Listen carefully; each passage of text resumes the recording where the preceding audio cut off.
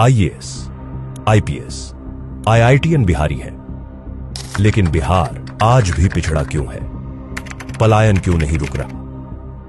बहुत बड़ा ये भ्रम है कि बिहार से बड़े आईएएस आईपीएस होते हैं। उसको ध्यान से देखिए जरा। आईएएस आईपीएस आईआईटी वो कर रहा है जो बिहार का है लेकिन बिहार से बाहर चला गया है। बिहार से आईएएस आईपीएस आज से 20 साल पहले बनते थे। पटना जैक्सन हॉस्टल से 5 लोग तब करते थे। साइंस कॉलेज के कैवेंडिश और फैराडे से लड़के तब करते थे जब वहां पढ़ाई होती थी।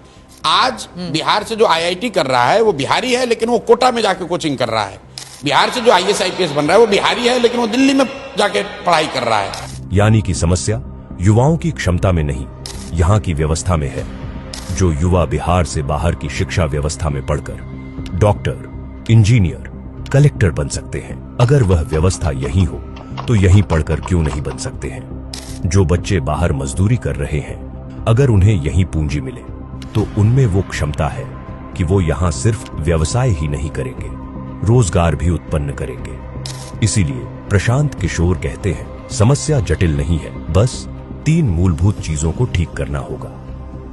पहले आप 3 फंडामेंटल चीज समझिए। 15 साल से कम उम्र के बच्चों के लिए बिहार में इतनी अच्छी शिक्षा की व्यवस्था बनाई जाए कि वो व्यवस्था पर बोझ न बने। और उसके लिए हम लोग 2 काम कर रहे हैं। पहला तो ये कर रहे हैं कि हर गांव में स्कूल बनाने के बजाय हर प्रखंड में कम से कम हम लोग 5 विश्व स्तरीय विद्यालय बनाना चाहते हैं। जो नेतरहाट का मॉडल यहाँ पर बिहार में है।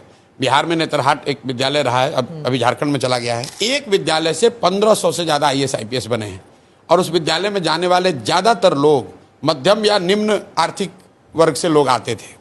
तो हम लोग का लक्ष्य है कि बिहार में हर प्रखंड में कम से कम 5 अच्छे विद्यालय ऐसे जरूर बनाए जाएं जहां पर विश्व स्तरीय पढ़ाई हो। 0 से 15 के लिए शिक्षा है और 15 से जो 50 साल का है उसको हम लोग कह रहे हैं कि उसके हाथ में पूंजी दिया जाए, उसको हाथ में सस्ता ऋण दिया जाए ताकि वो काम कर सके। मैं इंटरेस्ट सबवेंशन की बात कर रहा हूं क्योंकि ग्लोबली अगर आप देखेंगे डेवलपमेंटल इकोनॉमिक्स को पढ़ेंगे तो उसको देखेंगे कि ग्रांट के मुकाबले soft loan are more effective. 3% loan पर, जैसे 1% इंटरेस्ट पे मोदी जी ने बुलेट ट्रेन के लिए लोन लिया है, तो समाज को, राष्ट्र को ये चिंता है कि भैया 1 लाख करोड़ रुपया वापस करना है। अगर जापान ने वही पैसा 1 लाख करोड़ रुपया आपको ग्रांट के तौर पे दे दिया होता तो लूटपाट हो जाएगा, कोई चिंता नहीं करेगा, पाकिस्तान वाला हो जाएगा। तो ये ग्लोबली प्रूवन मॉडल है कि ग्रांट जब आपको मिलता है तो आप उसको रिस्पेक्ट नहीं करते हैं। तो बिहार में हम लोग इंटरेस्ट सबवेंशन स्कीम लाना चाहते हैं जहां आपको 10%, 12% ब्याज ना देना पड़े, 4% ब्याज देना पड़े।